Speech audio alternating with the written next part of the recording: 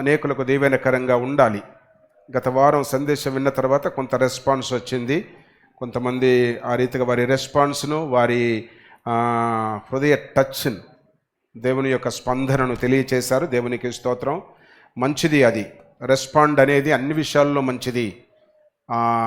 నమస్కారం చేయుట సంస్కారం అంటారు కదూ, అది రెస్పాన్స్ కూడా చాలా మంచిది. ఎప్పటికీ తిడుతూనే ఉంటాడు అంటే మరి నువ్వు తిడితేనే బాగుపడతావు కదా. అందుకే మరి కనుక తిట్టినా, గద్దించినా, మందలించినా, జేజేలు కొట్టినా, శబాస్ అన్న మన రెస్పాన్స్ అవసరం. దేవునికి స్తోత్రం. నాకు చెప్పకుండా దేవునికి స్తోత్రాలు చెల్లించండి, వాక్యాన్ని అనుసరించి బ్రతకండి, అది మనకెంతో మేలు అన్న సంగతిని జ్ఞాపకం చేస్తూ ఉన్నాం. తల్లిదండ్రుల యొక్క బాధ్యతను, తల్లిదండ్రులే ప్రథమ టీచర్సు అని గత వారం మనం ధ్యానం చేశాము. దేవునికి స్తోత్రం. నేటి ధ్యానాంశం యోహాను సువార్త 2వ అధ్యాయము 23 నుండి 25 వరకు 3 వచనాలు చదివాము. యేసు అందరిని ఎరిగినవాడు, ఆంతర్యమును ఎరిగినవాడు. అందరిని ఎరిగాడు, ఆంతర్యమును ఎరిగాడు. లోకంలో ఉన్న మానవులందరినీ ఎరిగిన దేవుడు. ఆయన కనుచూపుకు మరుగైనదేదీ లేదు. ఆయన కనుదృష్టి భూలోకమందంతటా సంచారం చేస్తూ ఉంది. ఈ సత్యాన్ని మీ మనసులో ఉంచుకోవాలి. కనుక ఆయన కనుదృష్టి భూలోకమందంతటా సంచారం చేస్తూ ఉంది కనుక ఆయనకు మరుగైనదేదీ లేదు. అందరినీ ఎరిగినవాడు, ముఖ్యముగా ఆంతర్యాన్ని ఎరిగినవాడు. నేటి ధ్యానాంశం ఆంతర్యము, ఇంటర్నల్ ఆంతర్యము. ఆంతర్యములో ఉంది నీకు, నీ దేవునికే తెలుసు. నిన్ను కట్టుకున్న భర్తకు తెలియదు, నిన్ను కట్టుకున్న భార్యకు తెలియదు, నువ్వు కడుపు తెరిచి కన్న సంతానానికి తెలియదు, పేగు చించుకొని నిన్ను కన్న తల్లిదండ్రులకు తెలియదు. చాలా సీక్రెట్స్ మెయింటైన్ చేస్తున్నాం. చాలా సీక్రెట్స్ మెయింటైన్ చేస్తున్నాము. కనుకనే టచ్ ఫోన్లు నిన్ను ముంచేస్తున్నవి. టచ్ ఫోన్లు వచ్చేసి నిన్ను ముంచేస్తున్నాయి. దానికి సీక్రెట్ కోడ్ లాక్ పెట్టాం. సరే, అది సేఫ్టీ కొరకే అయితే పర్వాలేదు, కానీ సీక్రెట్ కొరకే అయితే నువ్వు డేంజర్ జోన్లో ఉన్నావు. హృదయం చాలా ప్రమాదకరమైన ఒక పార్ట్. పోయిన వారము గుర్తు చేశాను. మన దేహంలో 2 హృదయాలు ఉన్నవి, 2 గుండెలు ఉన్నవి అని ఎంతమంది విన్నారు? ఒక గుండె మన చెస్టులో లెఫ్ట్ సైడ్ ఉంది, చాలా భద్రంగా ఉంది. మరొక గుండె మన మోకాలు కింద ఉన్న దాన్ని కండరములో పిక్క అంటారు చూడు, ఆ కండరము కూడా ఒక హార్ట్. ఈ హార్ట్ పనిచేయాలంటే కింద హై హార్ట్ కూడా పనిచేయాలి. నువ్వు లేస్తావా, కూర్చుంటావా, నడుస్తావా, గంతులేస్తావా, స్కిప్పింగ్ చేస్తావా, కబడ్డీ ఆడతావా నాకు చెప్పొద్దు, క్రికెట్ ఆడతావా నాకు చెప్పొద్దు. ఈ హార్ట్ పనిచేస్తేనే ఈ హార్ట్ పనిచేస్తుంది. కింద ఉన్న బ్లడ్ పంపింగ్ పైకి పోవాలంటే కింద ఈ హార్ట్ పని చేయాలా. ఈ హార్ట్ పని చేయాలంటే కుర్చీ మీద కూర్చుంటే కుదరదు, బెడ్ మీద పడుకుంటే కుదరదు. నాకు కాళ్ళు నొప్పులు అయ్యి అంటే నేనేం చేయలేను, తీసేసాయి కాళ్ళు, పేచిపోతుంది. ఇక అవన్నీ చెప్పొద్దు, మాకు అవన్నీ చెప్పొద్దు. వాక్యం మాత్రం గుర్తు చేస్తున్నాం కనుక టెక్నికల్గా కొంత వాటిని గుర్తు చేశాను. కనుక కాలుకు పని చెప్పాలా. మోకాళ్ళు ఎందుకు వస్తున్నాయో నీకు తెలుసు, అది నాకు తెలియదు, నీకు తెలుసు. కనుక మోకాళ్ళ నొప్పని సాకు చెప్పకండి. కొన్ని రోజులు ఆరోగ్యంగా ఉండాలా. నీ ఇంటిలకు కొంచెం కష్టం కలగకుండా నువ్వు బతకాలంటే తల్లి ఇది పని చేయాలి. ఇదంటే ఈ చేయి కాదు, మోకాళ్ళ కింద ఉన్న పిక్క, కాలు, కండరం పని చేయాలా. నువ్వేం చేస్తావో నాకు తెలియదు, నాకు వద్దు. రైట్. ఈ హృదయం చాలా భద్రంగా ఉంది. దేవుడు ఆయన మేధస్సుకు మనం జోహారు చెప్పాలా. ఆయన మేధస్సుకు గుద్దితే భర్త కోపొచ్చి ఇక్కడ భార్యను గుండెకి ఏం కాదు, కండరానికి దెబ్బ, చెస్ట్కు దెబ్బ, పురుషుడిని గుద్దితే దెబ్బ.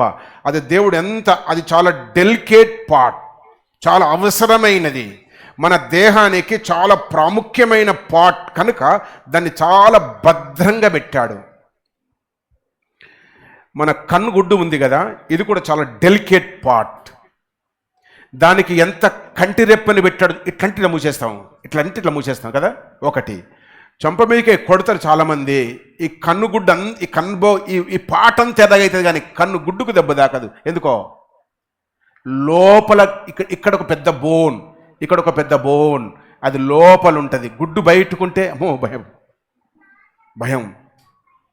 పద్మమోహన్ అక్క అంటే ఇప్పుడు చిల్డ్రన్ క్యాంప్ నడిపించడం ఉంది కదా, ఆయనకు ఒక మరిది ఉన్నాడు. ఆమె నాకు బాగా తెలుసు.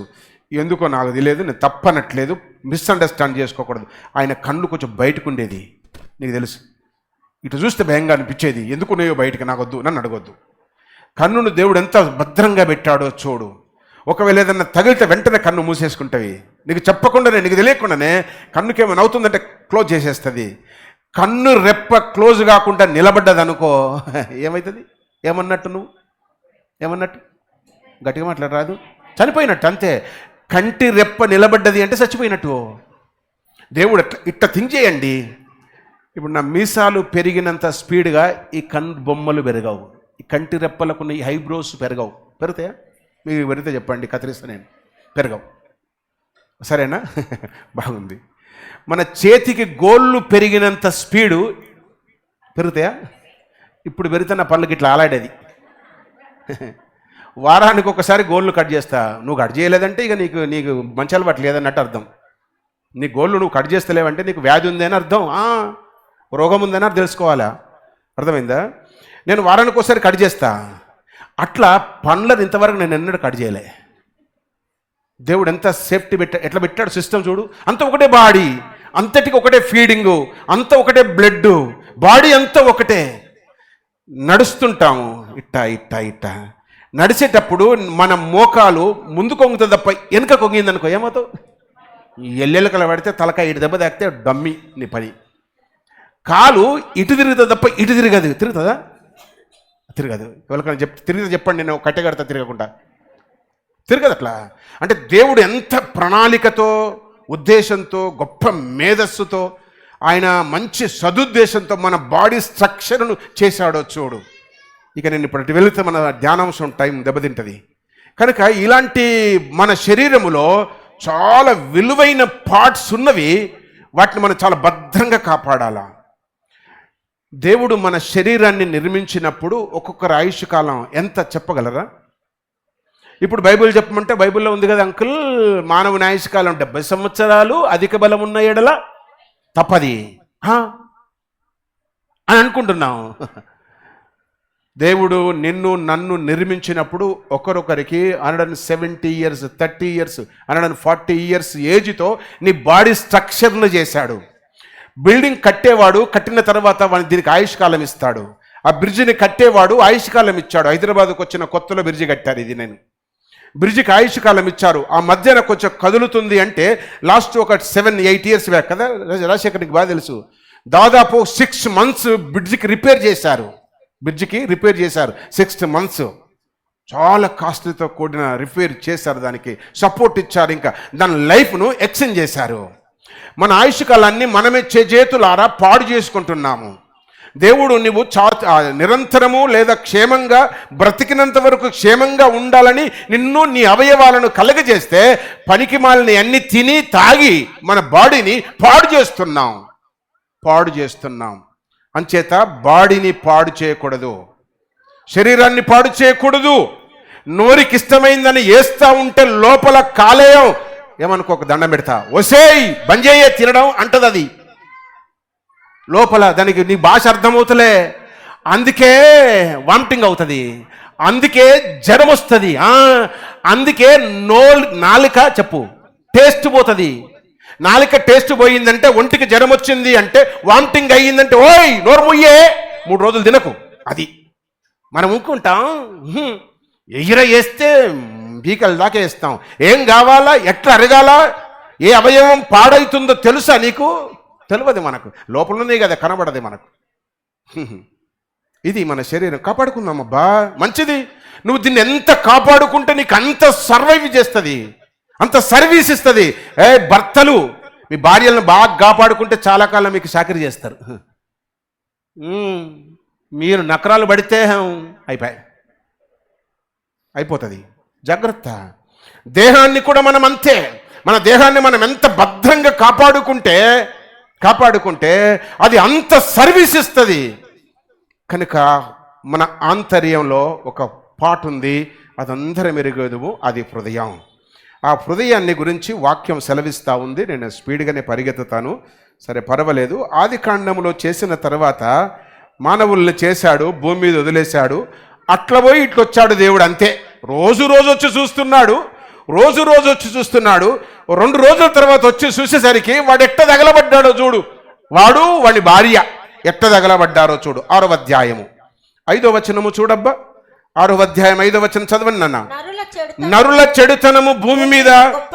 మీరు 1వ అధ్యాయం అంతా చదివితే, 2వ అధ్యాయం చదివితే యెహోవా చూచెను, మంచిదని చూచెను, మంచిదని చూచెను, మంచిదని చూచెను. నరుణ్ణి చేసిన తర్వాత ఇది చాలా చెప్పాలా, చాలా మంచిది. బైబిల్ చదువుతలేరా? మంచిది మంచిది మంచిది అని మానవుణ్ణి చేసిన తర్వాత చాలా మంచిది అన్నాడు. అట్లా పోయి ఇట్లొచ్చి మళ్ళీ వెనకకు తిరిగి ఇద్దరిని చూస్తే చాలా చెడ్డవారు అన్నాడు. ఏందిరా అని అడిగితే ఇక్కడ అంటాడు ఈ 6వ అధ్యాయం 5వ వచనము, వారి హృదయం యొక్క తలంపులలోని ఊహ అంత కేవలము ఎంత కరెక్ట్గా రాశాడో చూడు. వొకాబులరీ, లాంగ్వేజీ, తర్వాత గ్రామటికల్ మిస్టేక్ లేకుండా రాశాడు. బైబిల్లో తప్పులు పెట్టడానికి ఏమీ లేదు. నరుల చెడుతనము భూమి మీద గొప్పదనియు వారి హృదయం యొక్క తలంపులలోని ఊహ. నీ ఊహ ఏముందో తెలుసు, ఏమేం థింక్ చేస్తున్నావో తెలుసు, రాత్రి పడుకొని దుప్పటి కప్పి ఫోన్లో ఏం చేస్తున్నావో తెలుసు, ఫోన్లో ఏం చేస్తున్నావో తెలుసు అంటాడు చూడు. ఊహ అంతయు కేవలము చెడ్డది. ఎవరు చూశారు? పాస్టంకులు కాదు, యెహోవా చూచాడు. యెహోవా దృష్టికి మరుగైనది ఏదీ లేదు, దేవుని దృష్టికి మరుగైనది ఏదీ లేదు. కనుక దేవుడు చూసేసరికి చెడిపోయింది. 64వ కీర్తన తీయు. 64వ కీర్తన సామ్ 64:6 చక్కగా రాస్తాడు. ప్రతివాని హృదయాంతరంగం అగాధం అంటాడు. ప్రతివాని హృదయాంతరంగం అగాధం. దాన్ని కనుక్కునేవాడు లేడు, వెతికేవాడు లేడు. 6వ వచనం చూడు. వారి దృశ్యక్రియలను తెలుసుకొనుటకు ప్రయత్నించుడు, వెతికి ఉపాయము సిద్ధపరచు. చూసారా ఎన్ని ఉపాయాలు మనుషులకు. వెతికి ఉపాయమును కనుగొంతురు. ప్రతివాని చెప్పు, ఎక్కడున్నావమ్మా చదువు. ప్రతివాని హృదయాంతరంగం అగాధం అంటే ఇక ఎందుకు అందదు, అది కొలవడానికి వీల్లేదు. అందులో పడితే దొరకరు, అది పడితే రారు. అగాధం ఇంత అని చెప్పడానికి వీల్లేదు. కంటిమేర అదేంటది? వైజాగ్ అరకులోయకు వెళ్ళండి అంటే మరి నాకు తిప్పలు పెట్టకండి, పొదాం అనకండి.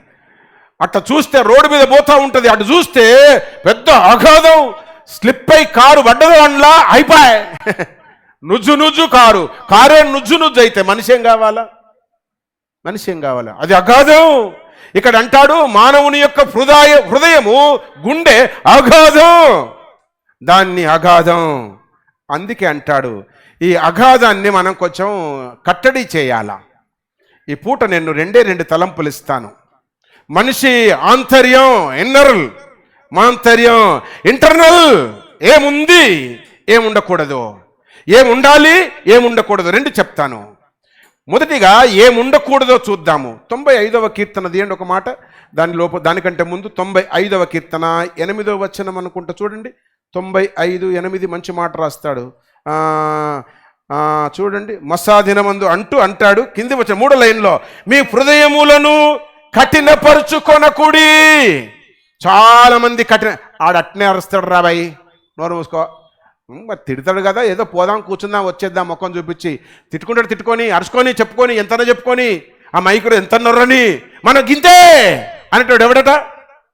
హృదయాన్ని కఠినము చేసుకున్నాడు. ఒక పనికొచ్చే మాట వినబడితే వెంటనే దాన్ని స్వీకరించాలా, ఇంప్లిమెంట్ చేయాలా. మంచిది కనబడితే వెంటనే స్వీకరించాలా, మంచిది కనబడితే వెంటనే తీసేసుకోవాలి, అంతే. దాన్ని సొంతం చేసుకోవాలా. ఓ పెద్ద డబ్బుల కట్టల కుప్ప పోసేసి, బిండల కుప్ప పోసేసి ఎవరు పట్టుకున్నది వాళ్ళకే అన్నారనుకో, ఏం చేస్తుంది? మా కుమారి మోకాళ్ళ నొప్పే కానీ ఇన్ని ఎత్తుకుంటుంది. ఎందుకో తెలుసా? ఆవిడకి ఇల్లు కావాలి, ఇన్ని పట్టుకుంటుంది. ఇంకా అవసరం లేదు. బాబా రా, నువ్వు కూడా పట్టుకో. ఆయన కొంచెం దూరం ఉంటాడు. రా పట్టుకో అంటది. మరి అదేమో అట్లా, ఇదేమి ఇట్లా. అదెంత ఆరాటపడుతో మనం స్వీకరిస్తున్నామో వాక్యాన్ని 4 గంటలు ఎక్కువగా ఉండాలి ఇంకా. అందుకే అంటాడు ప్రతివాని హృదయం కఠినం చేసుకుంటున్నారు. కఠినము చేసుకొనక ఈరోజు దాన్ని కొంచెం మెత్తన చేసుకొని హృదయంలో ఏముండకూడదు, ఏముండాలి, స్పీడ్గా 20-25 నిమిషాల్లో ముగించేస్తాను. నెంబర్ 1, హృదయంలో ఏముండకూడదు. ఇర్మియా గ్రంథం, బుక్ ఆఫ్ జెరమయా 17th చాప్టర్, మనం బాగా ఎరుగుదాం ఆ quotation. 17th chapter 9th verse. ప్రతివాని హృదయం అగాధం అన్న వచనానికి ప్రతివాని హృదయం ఘోరమైన వ్యాధి. చదువు. హృదయం అన్నిటికంటే మోసకరమైనది, అది ఘోరమైన వ్యాధి. దానికి వ్యాధి ఎందుకు వచ్చింది? కిడ్నీ ఎందుకు పనిచేస్తలేదు? లివర్ ఎందుకు పనిచేస్తలేదు? కాలేయం ఎందుకు పనిచేస్తలేదు? ఏంటి కారణం అంటే నీ కడుపులో వేసే పదార్థాలే కారణం, నీ లోపల వేసే భోజనమే కారణం. ఈరోజు ఫుల్గా నాన్ వెజ్ తినారంటే రేపు అంతా రసంతో తినాలా, చారుతో తినాలా? చారు లోపలికి ఎక్కదా? ఒప్పుడు బంద్ చెయ్యి, చాలా మంచిది కదా. చారు నాకు ఇష్టం లేదు అంకుల్, తిననేను అంటే ఒప్పుడు మానేసేయ బా, ఇది కప్పు చాయ్ తాగి బంద్ చేసే, ఏం కాదు, చాలా మంచిది. అట్టెందుకు ఊకుంటాం? మనది కాదు కదా, వేస్తూ ఉంటాం. నేను కూడా బాగా తింటా, మీరు ఒడ్డు పెట్టండి, అద్దకల మాంసం తింటారు. ఏమో జార్జో, అద్దకల తింటా నేను, నువ్వేం తింటావు నాకు తెలియదు. అద్దకల మాంసం ఫ్రై చేసి పెట్టండి, తింటా. 4 పూటలు ఎండబెడతా ఆ అద్దకలు అరిగేదాకా. మీరేం చేస్తారో నాకు తెలియదు. ప్రతి వాని హృదయం అగాధం, ఘోరమైన వ్యాధి కలిగినది, దాన్ని గ్రహించగలిగిన వాడెవడు? ఎందుకు హృదయానికి వ్యాధి వచ్చింది అంటే నీ లోపల హృదయంలో ఉన్న పదార్థాలే దానికి కారణం. ఆరోగ్యం చెడిపోయింది అంటే ఏం కారణం? నువ్వు తినే పదార్థాలే కారణం. అదే క్యాన్సర్ వచ్చింది, ఏం కారణం? తంబాకు వాడేవరా భయ్? మొన్నెవరో చెప్పిరి ఇక్కడ ఆపరేషన్ అయింది అయ్యా అన్నారు. మనకు సంబంధించిన వాళ్ళు ఎవరో చెప్పిండ్రు, ఉన్నారా ఇక్కడ ఆపరేషన్ అయింది, ఇక్కడ ఏదో లోపల పుండు అయిందని పోయి చూస్తూ ఉంటే డాక్టర్ ఇట్లా పెట్టగానే ఏలు బయటకు వచ్చేసిందట. ఇక్కడ నుంచి ఈ బుగ్గను ఇట్లా లాగి చూసి అందులో ఏలు పెట్టాడు ఆయన డాక్టరు, పుట్టుకుని బయటకు వచ్చేసింది, ఈ నోట్లకే బయటకు వచ్చింది. ఏంటి కారణం? వాడి ముఖానికి తంబాకు పెట్టి ఆ తంబాకు తిని అక్కడ క్యాన్సర్ పుండు అయ్యింది. ఏమయ్యింది డాక్టర్ గారు అని పోతే ఏలు పెట్టి ఏమైంది చూద్దాం ఇట్లా పెట్టేసరికి పుట్టుకుని బయటకు వచ్చేసింది. అంటే స్కిన్ అంతా అయిపోయాయి. ఇది తెలిసి అమ్మో అని అంటున్నారు మీరు. లోపల గట్నే అవుతుంది, లోపలన్నీ గట్నే అవుతున్నాయి. హృదయం దేవునిది, దేవుని కొరకు ఉండాల. దానికి ఘోరమైన వ్యాధి, గ్రహింపలేని స్థితి, కనుక్కోలేని స్థితి ఎందుకు వచ్చింది అంటే దాంట్లో కొన్ని ఉండకూడనివి ఉన్నవి. స్పీడ్గా చెప్తా, గబగబా రాసుకోండి, జాగ్రత్తగా ఒళ్ళు దగ్గర పెట్టుకొని వినండి జాగ్రత్తగా. నెంబర్ 1 ఏముంది హృదయంలో అంటే అంత అబద్ధముతో నింపబడింది. ఆదికాండము 4వ అధ్యాయం 9వ వచనం తీయండి. మొదటోడిని దేవుడు ఎంత క్షేమంగా చేశాడు, ఎన్ని ఆశలతో చేశాడు, కోటన్ని కలలు కానీ వాని రూపమును, దేవుని రూపాన్ని వానికిచ్చి వానిలో ఊపిరి పోసి వానికి సాటి అయిన సహాయాన్ని ఒకదాన్ని గంటగట్టి వాడు బ్రతికినంత వరకు తినేంత తిండి పెట్టి ఒక తోటను కలగజేసి దాని చుట్టూ కెరూబులను సెరూబులను ఎస్కాట్గా ఉంచి ఆ తోటలో ఉంచితే ఒళ్ళు బలిసి ఏం చేశాడు అంటే అంత అబద్ధాన్ని నింపుకున్నాడు. చూశారబ్బా 4వ అధ్యాయం 9వ వచనం చదువు. కయ్యను తన తమ్ముడైన హేబేలుతో మాట్లాడలు వారు పొలంలో ఉన్నప్పుడు కయ్యను తన తమ్ముడైన హేబేలు మీద పడి అతన్ని చంపెను. ఇక కిందికి వచ్చిన తర్వాత 9వ వచనానికి వచ్చిన తర్వాత అంటాడు, యెహోవా నీ తమ్ముడు ఎక్కడ ఉన్నాడు రే? వీడు చంపాడు. ఆ పిల్లి పాలు దాగి నోరు దూడ్చుకుంటాడు అంట చూడు, అట్లా చంపేశాడు. చేతులు కడుక్కున్నాడు, చాకు పడేసిండు, శుద్ధ పూస, ఏం తెలవనోడు, ఇన్నోసెంట్, అమాయకుడు. చేసేదంతా చేస్తుంది, వచ్చేసరికి ఎంత చక్కగా ఉంటుందో. అమ్మో ఈమె నా భార్యనా, ఈయన నా భర్తేనా అన్నట్టుగా ఉంటాం. ఇక ఆయనేనా అమ్మో అన్నట్టుంటాం. వెనుకుంది చూడు తతంగం. నీకేం తెలుసు బటు? సీసీ కెమెరా పెట్టి ఫుటేజ్ ఇస్తే బాగుండు. దేవుడికి మన హృదయ సీసీ కెమెరా ఫుటేజీలు అన్నీ పోతున్నాయి వెంటనే. ఇక్కడ వాక్యం సెలవిస్తా ఉంది. వీడు అంటాడు, నాకేం తెలుసు, వానికి నేను కావాలా? ఎందుకు గారా కావాలి? నీ తమ్ముడి గురించి నీకు తెలియదారా? కావాలంటావేంట్రా? నీ తమ్ముని శ్రద్ధ నీకుందా? నీ అక్క శ్రద్ధ నీకొద్దా? నీ అయ్య శ్రద్ధ నీకొద్దా? నీ ఇంట్లో శ్రద్ధ నీకొద్దా? నువ్వు బాగుంటే సరిపోయిందా? అట్టెటరా? అది ఇక్కడ వాక్యం. ఏంటి జరిగింది అంటే హృదయంలో ఉండవలసిన దానికి బదులు ఉండకూడదు ఉంది. ఏముంది చెప్పండి ఇప్పుడు? అబద్ధం. అసూయ. అబద్ధం, అసూయ ఉంది. అసూయ ఉంది. చూడండి ఒక యోబు గ్రంథం.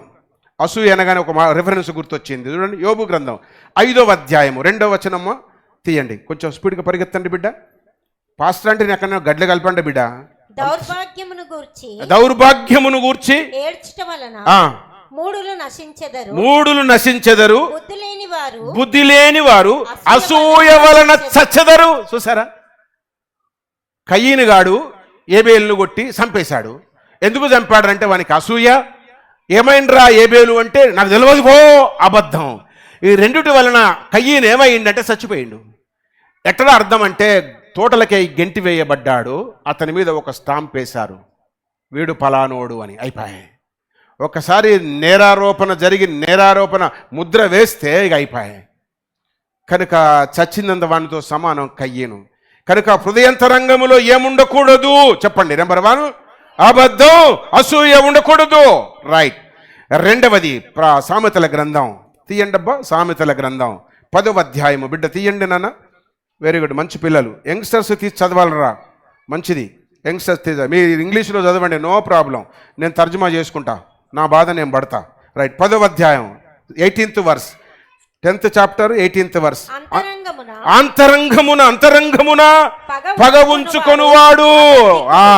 అంతరంగములో ఏముందంట? రెండవది పగ లేదా పగ. వాడు కోపగుండోడు కొట్టేస్తే ఎదురు కొట్టలేక నువ్వేం చేస్తావు? డేక్షన్ ఎత్తేస్తే సొట్టబాయ్, బిందెని ఎత్తేస్తే సొట్టబాయ్, పోరన్ని కొడితే వాడు ఏడిచే. అంతేనా? వెనకడి వాడు నాగంటోడు కోపం వచ్చి పాస్తమ్మను కొట్టిండంట. పాస్తమ్మ పోయి క్యూటిని కొట్టిందంట. క్యూటి పోయి కుక్కను కొట్టిందంట. కుక్క పోయి పిల్లిని గరిచిందంట. పిల్లి పోయి ఎలుకను గరిస్తే ఎలుక వచ్చి నా సూటును కొట్టిందంట. నా సూట్ అంతా పొట్టు కొట్టింది. ఎక్కడికి వచ్చింది? మళ్ళీ నాకే వస్తుంది. ఎవరి కోపం చెప్పడానికి బాగుంది, కానీ మనం గదే చేస్తున్నాం. అందుకే హృదయంలో కోపం ఉండకూడదు, ద్వేషం ఉండకూడదు, పగ ఉండకూడదు. ఒకటి అబద్ధం చెప్పాలా, అసూయ జాగ్రత్తగా వినాలా, అన్ని కంట్రోల్ చేసేసుకోవాలి. ఇక అన్ని అందరూ కంట్రోల్ చేసుకోవాలా. అరికతలాగా వినిపోవడానికి గుడికి రాకు, వెంటనే ఇంప్లిమెంట్ చేయి. పగ, అబద్ధం, అసూయ, అబద్ధం వద్దు. ఒకటి. రెండవది పగ, ద్వేషం, కోపం వద్దు. రెండవది. మూడవది చూపిస్తాను. 6వ అధ్యాయం. ఎక్కడున్నారు? వెరీ గుడ్ బిడ్డ, మంచోళ్ళు. సామెతల గ్రంథం 6:14 చదువునైనా. ప్రతివాని హృదయం అతి మూర్ఖ అంటాడు అక్కడ. అతి మూర్ఖ స్వభావము. హృదయంలో ఏముంది? మూర్ఖత్వం. హృదయంలో ఏముంది? మూడవది మూర్ఖత్వం. మూర్ఖత్వం అంటే అర్థమవుతుందిరా? సరి కూర్చో సిట్ రైట్. మూర్ఖత్వం అంటే చెప్పరు. అయ్యో ఇంత మాయకులా. మూర్ఖత్వం అంటే ఎంత చెప్పినా మారరు, వినరు, మార్చుకోరు. చూడు కదే మూర్ఖత్వం. ఒక కరెక్షన్ ఒకరు పెద్దలు చేసినప్పుడు వెంటనే ఇంప్లిమెంట్ చేసేసుకోవాలి. దాన్ని అట్టనే ప్రొలాంగ్ చేస్తున్నావంటే నీవెవడివి? మూర్ఖుడివి, అంతే. మూర్ఖత్వం హృదయంలో. మూడవది మూర్ఖత్వం ఉంది, అతి మూర్ఖత్వం. నెంబర్ 3 నాలుగవది చూద్దాం. చూడండి 119వ కీర్తన. స్పీడ్గా వెళ్దాం. 119నైనా రెఫర్ చేయండి. 119 సామ్ 36 మేబీ చూడండి. 36 వర్స్ 36వ వచనం చదవండి బిడ్డ. నీ ఆజ్ఞల జాడను చూచి నేను ఆనందించుచున్నాను. ఎక్కడ చదువుతున్నా తల్లి? 36వ వచనం ఏమైనా? లోభత్వము తట్టుగాక నీ శాసనముల తట్టు నా హృదయము తిప్పుదుము. అంటే లోభత్వం హృదయంలో ఏముందంట? 4వది లోభత్వం. లోభం ఉంది హృదయంలో. ఒక రెఫరెన్స్ చేద్దాం చూడండి. రోమిలకు రాసిన పత్రిక, రోమా పత్రిక, బుక్ ఆఫ్ రోమన్స్ చాప్టర్ 1:29. రోమపత్రిక 1వ అధ్యాయము 29వ వచనం. అట్టివారు సమస్తమైన దుర్నీతి చేతను, దుష్టత్వము చేతను, లోభము చేతను, ఈర్ష చేత, లోభం అర్థం కావాలంటే ఇక బైబిల్లో మూతి పెట్టు, బుక్కులన్నీ ముందర పెట్టుకో, లాంగ్వేజెస్ అన్ని పెట్టుకో, తర్జుమాలు అన్ని చదువుకో. ఇక నేను అన్నిటికీ అర్థం చెప్పి నిన్ను బద్ధకస్తులను చేయను మిమ్మల్ని. లోభం. 4వది లోభం ఉండకూడదు. 5వది ఏంటో చూద్దాం. కీర్తనల గ్రంథం 5వ సంకీర్తన తీయాలా? జాగ్రత్తగా వినాలా, తీయాలా, ఇంప్లిమెంట్ చేయాలా. మన సంఘానికి ఇతర సంఘాలకు తేడా ఉండాలా. యేసు ఈ సమయంలో వస్తే ఎత్తబడే వారముగా ఉండాలా. అందరం పరలోక రాజ్యానికి వెళ్ళాలా. ప్రతి క్షణం సిద్ధపాటుతో ఉండాలా. జాగ్రత్తగా ఉండాలా. 5వ కీర్తన 4వ వచనం. నీవు దుష్టత్వమును చూచి, మూర్ఖత్వం వేరు, దుష్టత్వం వేరు. 5వది దుష్టత్వం. యోబు గ్రంథం, book of Job, chapter 28 verse 28. తిప్పండ్రా ఇంగ్లీష్లో చదవండి ఒకడు. 28వ అధ్యాయం 28వ వచనం. మరియు ఆంటీని ఓడించండి రా బిడ్డ, ఆంటీని ఓడించండి రా, మీకు గిఫ్ట్ ఇస్తా, ఆంటీని ఓడించండి, తీసి పక్కన పడేయండి. చదవండి రా 28వ అధ్యాయం 25వ వచనం. యెహోవా యందు భయభక్తులు జ్ఞానం శ్రేష్టం. చదువు. దుష్టత్వమును విడుచుటయే వివేకం అంటే విజిడమ్ అంటే సెన్స్, జ్ఞానం, తెలివి. పోయిన వారం కూడా చూసాం, అటుపోయిన వారం చూసాం కదా. వివేకము లేని సుందర స్త్రీ, తెలివి లేని బతుకు బంగారమైన వేస్ట్. అది బంగారమైన వేస్ట్. బంగారమే పంది ముక్కలు ఉంటే ఏం ప్రయోజనం? బంగారం మన ముక్కుకుంటే ప్రయోజనం. అందం మన చేతికుంటే అందం, మన మెడలో ఉంటే అందం, మన ఒంటి మీద ఉంటే అందం. అది పందికుంటే ఏమందం? పందికేం తెలుసు బంగారం విలువ? మనకు తెలుసు. అందుకే అట్లా బ్రతకాల మనం, వివేకము కలిగి. దుష్టత్వమును విడిచిపెట్టాల వివేకముతో. 5వది వివేకం. దుష్టత్వం పోవాలంటే వివేకం అవసరం. ఉండకూడనివి నెంబర్ 1 చెప్పాలా, అబద్ధం, అసూయ. నెంబర్ 2 పగ, ద్వేషము, కోపము. నెంబర్ 3 మూర్ఖత్వం. నెంబర్ 4 లోభం. నెంబర్ 5 చెప్పడా దుష్టత్వం. ఇవన్నిటిని వామిటింగ్ చేసేయండి, వదిలేసేయండి, విసర్జించండి, వదిలిపెట్టండి. నీకు ఆరోగ్యం, ఆధ్యాత్మికమైన ఆరోగ్యం దేవుడిస్తాడు. లేకపోతే నీ హృదయం పాడవుతుంది. నైనా హృదయం పాడవుతుంది. ఇవి ఉండకూడనివి. ఉండవలసినవి జస్ట్ 10 minutes. ఉండవలసినవి ఏవి అది చూపిస్తాను. చూడండి 90వ కీర్తన, సామ్ 90 చాప్టర్ 90 వర్స్ 12. తీయండ్రా బాబు, తీయండ్రా నాయనా, తీయండి బిడ్డ. ఓ టీచర్స్ రిమెంబర్ అవర్ డేస్. చూసారా, విజిడం అక్కడ ఏమని రాస్తున్నాడో, ఆ విజిడం అంటూ అదంటే తెలుసుకునే ఆ జ్ఞానం అంటాడు అక్కడ. విజిడం అంటే దాన్ని తెలుసుకునే విజిడం. నా జ్ఞానం లాక్ అయిపోయింది, క్షుషించిపోయింది. అంచేత నా ఆంతర్యంలో జ్ఞాన హృదయం కలగజేయు అంటాడు తెలుగులో. నా ఆంతర్యములో జ్ఞానం. తెలుగులో చదువుతావా? 90వ కీర్తన 12వ వచనం. నాకు జ్ఞాన హృదయం కలుగునట్లుగా చేయము. రైట్. నీ హృదయానికి జ్ఞానము లేక, తెలివి లేక, వివేకం లేక పనికి మళ్ళీ 5 లోపల పెట్టుకొని సస్తున్నావు. అంచేత 5 వామిటింగ్ చేసుకొని విసర్జించి పూట విడిచేసేసి ఇప్పుడు జ్ఞాన హృదయం కొరకు దేవుణ్ణి అడుగు. ఆ జ్ఞాన హృదయం వలన హృదయంలో ఉండవలసినవేవో చెప్పేస్తాడు. అవి 5 చెప్పేసి ముగించేస్తా. నెంబర్ 1 నీ హృదయంలో ఏముండాలి? సామ్ 40 చాప్టర్, కీర్తనలు 40వ కీర్తన. స్పీడ్గా పరిగెత్తాల. మింటను నోడించండి. 40వ కీర్తన 8వ వచనం చదువు. నా దేవా, నీ చిత్తమును నెరవేర్చుట నాకు సంతోషం. చూసారా, నీ ధర్మశాస్త్రము నా ఆంతర్యములో ఉన్నది. చూసారా, ఆంతర్యంలో ఏముండాలి ఇప్పుడు చెప్పండి. ఇక హృదయంలో ఏముండాలా? ధర్మశాస్త్రం అంటే శాసనాలు. కిందికి ఎవరు దిగిపోతున్నారు? కిందికి ఇప్పుడు దిగినోడు ఎవరు? ఏమైందిరా? ఎవరు దిగినారు కిందికి? ప్రవీణ్ చూడు, ఎవడరా దిగినోడు? ఏమైందిరా? నీకేముందిరా? ఎందుకు పోతున్నావు? కూర్చో, అయిపోయింది, కూర్చో. అంత సీరియస్ ఏముంది? అంత ఎమర్జెన్సీ. ఇంకెప్పుడు దిగిపోయాడు కిందికి. గేట్ లాక్ చేయాలా? ప్రవీణ్ ప్రసంగం స్టార్ట్ కానీ గేట్ లాక్ చేసిరా రేపటి నుంచి, లేకపోతే నిన్ను రైట్. ఇక బయట లోపల బయట వద్దు, దుకాణం వద్దు. నేను ఎంత కష్టపడుతుంది తెలుసా? రాత్రంతా మీ అందరి కొరకు నిద్ర లేక ఏడుస్తున్నా, అందరు పరలోకంలో ఉండాలని. సింత సిరాకు ఏం లేదా? సోయి సిరాకు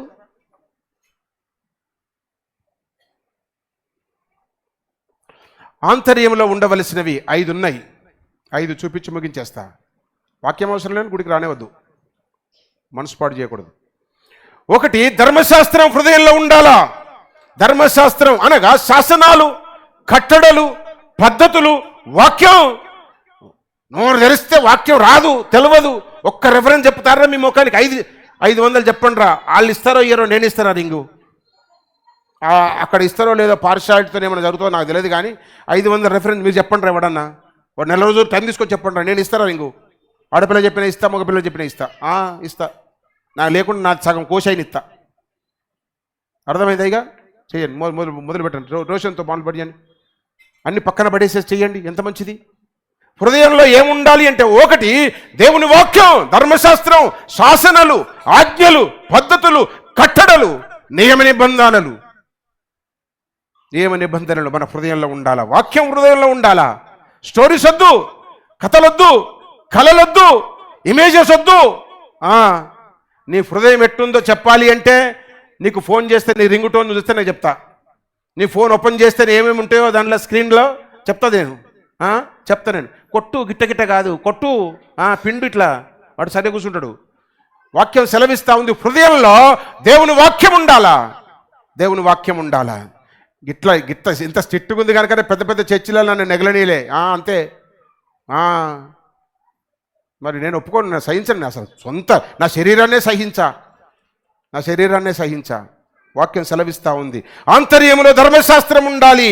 ఒకటి వాక్యం ఉండాలి. ఒకటి. రెండవది ఏమి ఉండాలో చూద్దాం. చూడండి, రెండవది 51వ కీర్తన తీయండి బిడ్డ. గుడ్, తీయండి మంచి పిల్లలు.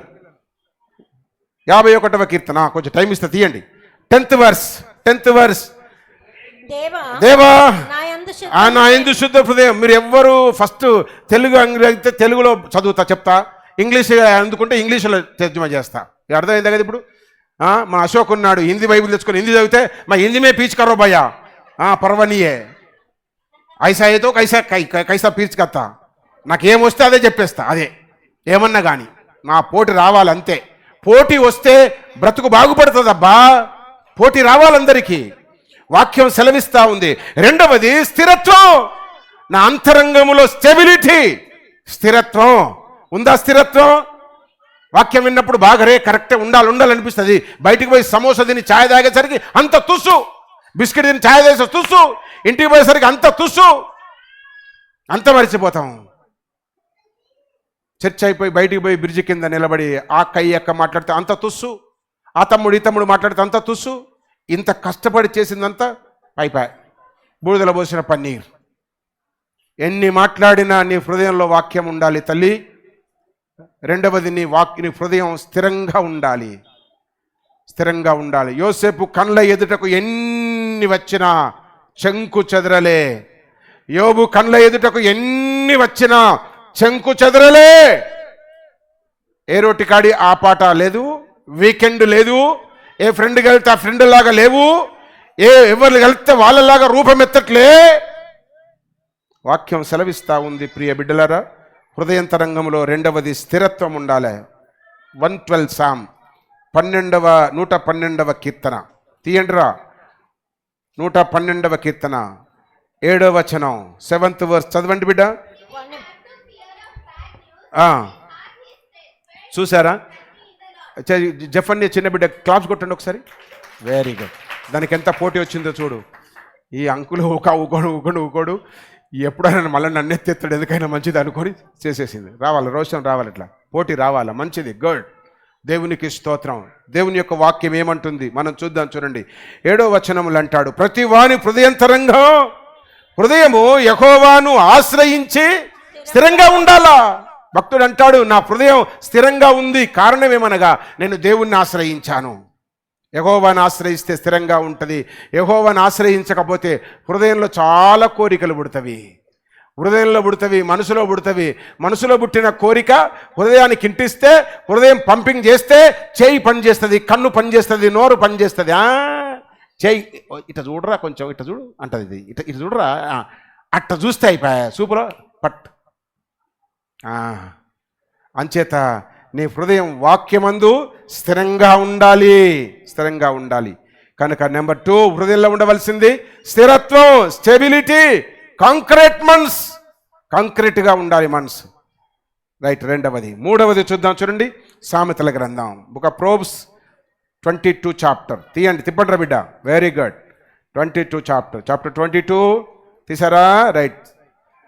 18th verse. గుడ్.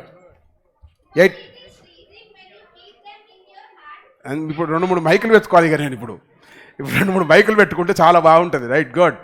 మంచిది. దేవునికి స్తోత్రము.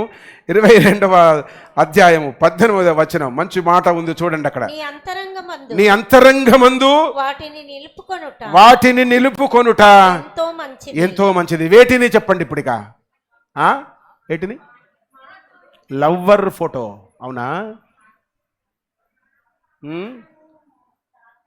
శాసనాలు, జ్ఞానము, ఒక్క మాటలో చెప్పాలంటే ఉపదేశం. నీ హృదయంలో ఏముండాలా? ఉపదేశం ఉండాలా.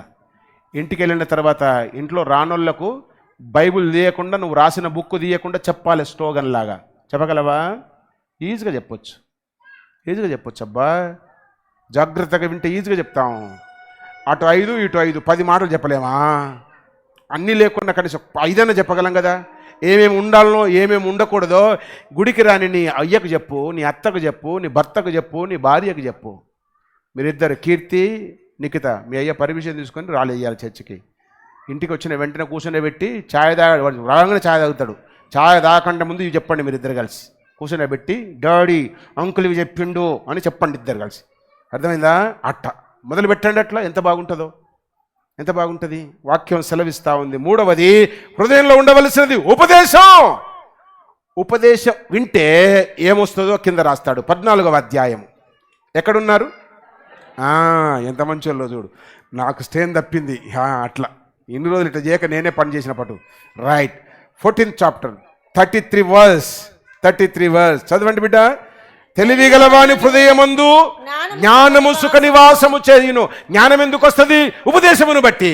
దానికంటే ముందు ఉపదేశము హృదయంలో ఉంది కనుక ఉపదేశం లోపలుండి అది చేసే పని చేస్తుంది. బాగా తిన్నాం అరుగుతలేదు. ఏం చేయాలి చెప్పరు? సులువైన పని వాకింగ్ చేయాలా? ఎవరు చెప్తలేరు అది. చెప్పండి ఇంకెవరు? పాన్ అంట. ఇంకా చెప్పండి. వేడి వాటరు. మీరు చాలా మంచి వాళ్ళు, మీకు లేనట్టుంది ఎక్స్పీరియన్సు. జెల్సిల్ టాబ్లెట్ నవ్వులాలా ఈజీగా అంటలేదు. అయ్యో కదా రాబాయ్ మనసు. జెల్సిల్ లోపల కష్టంగా ఉంది. జెల్సిల్ లోపలికి పోయిన తర్వాత అది ఏం చేస్తా అంటే మొత్తం మెల్లగా ఆ లివర్ను కొంచెం పురికొలిపి ఆ జీర్ణం చేసే ఆ లిక్విడ్ పైత్య రసానికి ఈ జెల్సిల్ సపోర్ట్ ఇచ్చేసి మన ఆహారాన్ని అరిగించే పైత్య రసాన్ని త్వరగా ఎక్కువ రావడానికి ఈ లివర్కు సహాయం చేస్తుంది జెల్సిల్. నేను చదువుకోలేదు మెడికల్. లివర్లో నుండి వచ్చే పైత్యరసం జీర్ణం చేసే ఆ లిక్విడ్ జెల్సిల్ సపోర్ట్ చేస్తే ఇంకా కొంచెం ఎక్కువ ప్రొడ్యూస్ అయ్యి ఈ లోపల దిగిన బాగా నవిలి లేటుగా అవుతుంది అని గబగబ మింగినావు కదా మరి. అందుకే మెత్తగా ఉడకబెట్టుకొని తినండి, తొందరగా అరుగుతుంది. కొంతమంది కూర వండి పెడతారు, మంచి వాసన మంచి టేస్ట్, కానీ ఆ పండ్లు నవిలి ఇరుక్కపోతున్నాయి పండ్లలో. ఇంటికి వచ్చి మెత్తగా అడుగట్టుకోవాలా? పుల్లలు ఉండాలి, మెత్త గట్టిగా ఉండాలి. వద్దు, ఎంత మెత్తగా తింటే అంత మంచిది. అందరు రేషన్ బియ్యం తినండి, ఆరోగ్యం చాలా మంచిది. ఇప్పుడు సన్న బియ్యం వస్తున్నాయి. పుల్లలు ఉండాలి, పొడుగు ఉండాలి, మెతుకులు ఇట్లా చల్లితే మెతుకులు ఉండాలి. వద్దు, లేట్ అవుతుంది అరగడం. అవి వాటి వల్ల రోగాలు ఎక్కువ. ఎంత జిగురు పదార్థం తింటే అంత మంచిది. ఇంకా ఈ బుద్ధి వస్తే ఇంకా మంచిగా అనిపిస్తే మెత్తగా జావలా చేసుకొని మంచిగా మాంసం ముక్కలు పెట్టుకుని తినండి, నంచుకు మంచిది. అర్థమైందా? ఎంత మెత్తగా ఉడికితే అంత మంచిది. నేను చెప్పేది ఎంత ఉద్దేశం ఏమనగా, లోపల వివేకం ఉంది కదా, ఆ వివేకం ఏం చేస్తుంది అంటే నీ హృదయంలో జ్ఞానమును ఉత్పత్తి చేస్తుంది. అంచేత హృదయంలో జ్ఞానం ఉండాలి. 4వది లాస్ట్ వర్స్ 103వ కీర్తన. ఓ లార్డ్, మంచి వర్డ్ వాడతాడు చూడు, చదవండి బిడ్డ. 103 Psalm 1st verse. నా ప్రాణమా యెహోవాను సన్నతించుము. సరే, ప్రాణం అంటే హృదయంలో ఏముంటే ప్రాణం అదే చేస్తుంది, నోరు అదే ఒల్లిస్తుంది. హృదయంలో ధర్మశాస్త్రం ఉంది, స్థిరత్వం ఉంది, ఉపదేశం ఉంది, జ్ఞానం ఉంది. కనుక 5వది హృదయంలో ఏం పెళ్ళుబుకుతుంది అంటే స్తుతి పెళ్ళుబుకుతుంది. అది హృదయంలో ఏముండాలి ఇప్పుడు చెప్పండి? కృతజ్ఞత స్తుతి. హృదయంలో స్తుతి ఉండాలా? మన చర్చిలో కొంతమంది కలిసి ఒక తీర్మానం చేసిండ్రు. వంటలు ఎట్లున్నాయని పాస్టర్ గారిని అస్సలు అడగొద్దు అని తీర్మానం చేసుకున్నారు. మీకు తెలుసా? రెజల్యూషన్ పాస్ చేసారు. స్త్రీలందరూ కలిసి ఇక్కడ కూర్చున్నారు చాలామంది స్త్రీలందరూ కలిసి ఫంక్షన్లో వంటలు ఎట్లున్నాయని పాస్ అయ్యని అడగొద్దు. ఎందుకో తెలుసా? ఎట్టున్నా మంచిగా అంటాడు. అడగొద్దు ఆయనను. అయిపోయి ఎవరు అడిగిన అడగకుండా మా జఫర్ని మాట్లాడతాడు. చాయ్ ఎట్లుంది అంకుల్? అది ఎన్ని అడిగిన అడగకుండా ఆయన అయితే అడుగుతాడు. గుర్తు చేస్తున్నా ఇక్కడ వాక్యం అదే జ్ఞాపకం చేస్తూ ఉంది. హృదయంలో బయట ఏమైనా ఉండని, హృదయం నిండా వాక్యం ఉంటే ఎవరు ఏమన్నా అనని, నీ హృదయంలో నుండి మాత్రం కృతజ్ఞతే రావాలా, స్తుతియే రావాలా, స్తోత్రమే రావాలా, పాజిటివ్ రావాలా, నెగటివ్ వద్దు. అదే దేవుని యొక్క వాక్యం. హృదయంలో 5 ఉండకూడదు, 5 ఉండాలా. ఈ 5 గనుక ఉంటే అప్పుడు నీ హృదయం పరివర్తన చెందుతుంది. నీ హృదయానికి మార్పు వస్తుంది, రక్షణానుభవం వస్తుంది, పరివర్తనము చెంది ఆ హృదయాన్ని గనుక టచ్ చేస్తే, కదిలిస్తే, పిండితే, లేదా ఇంకేమన్నా చేస్తే, దాన్ని ఇంకెట్లయినా దాన్ని షేక్ చేస్తే దానిలో నుండి ఏమొస్తుందో తెలుసా? బ్లడ్ రాదు. ఏమొస్తుందో తెలుసా? గుండెను కదిలిస్తే బ్లడ్ వస్తుంది. అబ్బా, ఈ 5 నింపుకున్న హృదయాన్ని కదిలిస్తే దాంట్లో నుండి ఏమొస్తుంది అంటే ప్రేమ, క్షమాపణ, సమర్పణ, తర్వాత త్యాగము, విధేయత, యూనిటీ, ఐక్యత వస్తుంది. ఇవి దైవ లక్షణాలు. ఈ 5 లక్షణాలు రావడానికి నీ హృదయంలో 5ని తొలగించాలా. 5 చేత హృదయాన్ని ఫుల్ ప్యాక్ చేసేసేయాలా. ఏమేమి తొలగించాలా? అబద్ధం, అసూయ దూరం చేయాలా.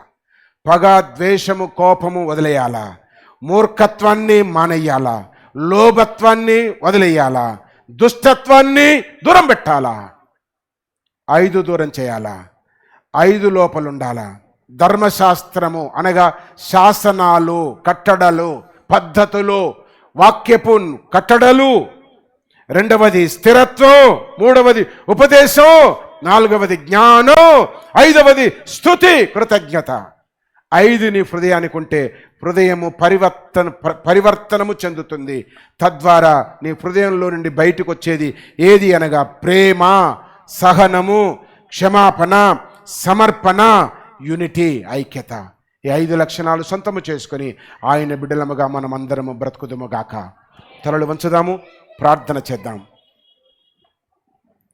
తలలు వంచుదాము, ప్రార్థన చేసుకుందాం.